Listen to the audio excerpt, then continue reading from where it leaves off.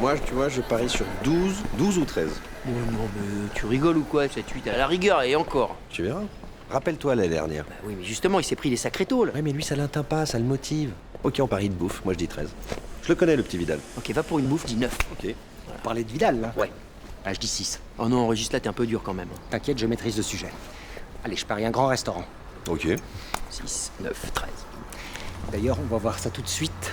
Vidal, au pied! Mon petit Benjamin, dites-nous un peu, quelle est votre moyenne générale ce trimestre? Ah non, mais sa moyenne, on s'en fout. Non. Le pari, c'est combien de filles il s'est tapé depuis le début de l'année. Primate. Ouais. Alors? Bah 20. Yes. C'est Régis qui rince.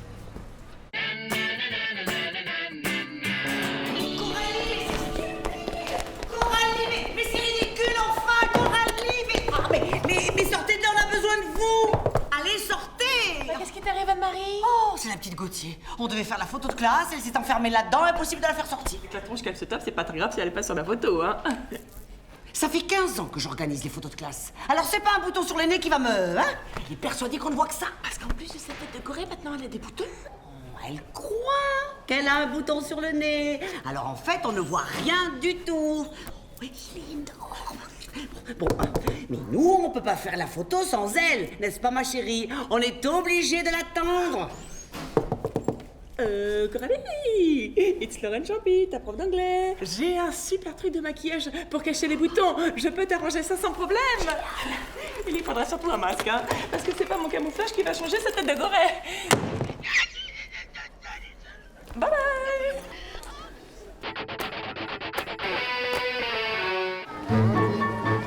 Ma question est pourtant simple, Théo. Est-ce que Monsieur Jaffar a déjà fait preuve de maltraitance verbale à l'égard d'un élève? En tant que parent délégué, il est important de m'en informer. Ah non, mais moi je suis trop contre la maltraitance verbale. Certes, mais la question n'est pas là. As-tu été témoin? Les témoins, c'est des balances, c'est trop relou, je suis contre. Mais là, je te pose des questions concrètes. Je te parle de maltraitance verbale, de violence morale de la part d'une personne ayant autorité. Ah ouais, trop bien dit. L'autorité, ça réunit tous les trucs pour lesquels je suis contre. Parce qu'il est interdit d'interdire. Espèce de petit con! Est-ce qu'il t'a déjà crié dessus en te disant que t'avais de la merde dans le cerveau et que t'étais qu'un petit jeune à la con? Non, monsieur. Bon. Eh bien voilà, j'espère que tu as bien écouté l'exemple de maltraitance verbale que je viens de te donner. Alors, n'hésite pas à venir m'en parler si tu en es témoin, d'accord? Au revoir, monsieur Rico. Au revoir.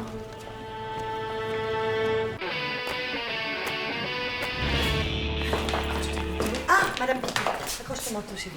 Oui, je voulais vous voir une minute. Voilà, alors comme vous le savez, je fais travailler Charlotte à la maison et alors depuis quelque temps, elle ne veut plus rien faire parce qu'elle prétend que vous n'êtes pas d'accord. Elle a raison. Les élèves sont très sollicités intellectuellement en classe, d'accord? Le soir, ils ont besoin de se reposer, de s'amuser, de jouer. Et de travailler. Mais vous croyez que je fais quoi avec eux la journée, hein? Que je joue à la trottinette? Non, mais c'est pas eux qui m'intéressent, c'est ma fille. Voilà, je veux qu'elle soit la meilleure. Et votre fille est déjà la meilleure. Et si vous continuez à la faire travailler le soir, elle va pas le rester. Pourquoi? Parce que je suis débile? Hein, c'est ça? J'ai pas le niveau pour enseigner? Parce que vous l'épuisez, Madame Truffen. Charlotte arrive crevée à l'école. N'importe quoi, ma fille est en pleine forme. Charlotte, viens dire à ta maîtresse que tu n'es pas fatiguée. Charlotte.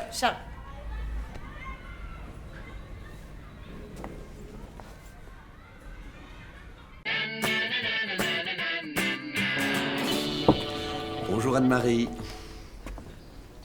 Tu corriges des copies là? Oui, les 4e B. J'espère pour eux qu'ils sont meilleurs en histoire qu'en français. Hein. Non, pas vraiment, non. J'ai un petit service à te demander. Voilà, hier je me suis encore fait flasher en sortant de l'école. Encore? Enfin, ça fait au moins 10 fois. C'est un petit peu le problème, vu qu'il me restait qu'un point sur mon permis. Non, si je trouve pas quelqu'un qui accepte très vite de se dénoncer à ma place comme conducteur, Ah non, Sylvain, n'y pense même pas. Je comprends. C'est par rapport à ton mari, j'imagine. Mon mari.